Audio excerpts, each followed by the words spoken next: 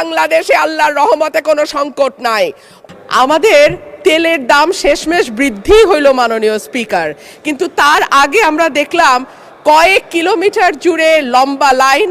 আমরা দেখলাম মাঝরাত পর্যন্ত ড্রাইভাররা দাঁড়িয়ে আছে, তারা তেল পাচ্ছে না, কিন্তু সরকারের সেই ব্যাপারে কোনো হেলদোল নাই।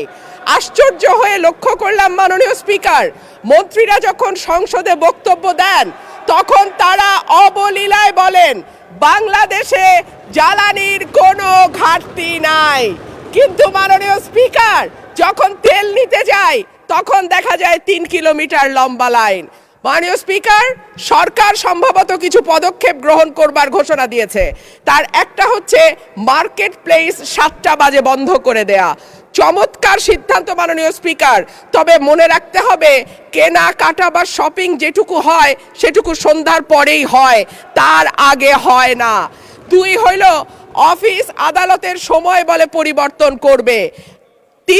5 দিনের জায়গায় 4 দিন বা 3 দিন তারা কর্মঘণ্টা ঠিক করবে। কিন্তু প্রশ্নটা হচ্ছে যদি জ্বালানির কোনো সংকটই না থাকে তাহলে এত লম্বা লাইনই বা কেন, দামই বা বাড়াইতে হয় কেন, অফিস কর্মসূচি সময় পরিবর্তন করতে হয় কেন? এই প্রশ্নগুলো তো ওঠে মাননীয় স্পিকার। মাননীয় স্পিকার, আপনার মাধ্যমে এই সংসদের কাছে আমি জানতে চাই, জ্বালানি মন্ত্রীরা যখন গণমাধ্যমে কথা বলেন তখন মনে হয় বাংলাদেশে আল্লাহর রহমতে কোনো সংকট নাই। ওনারা যদি পরিষ্কার করে বলেন বাংলাদেশে বর্তমানে কত দিনের অকটেন ডিজেলের মজুদ আছে, কতদিন চলতে পারবে, পাম্পগুলো কেন পর্যাপ্ত পরিমাণ তেল পায় না, তেলের মজুদদারি। ধন্যবাদ মাননীয় সদস্য।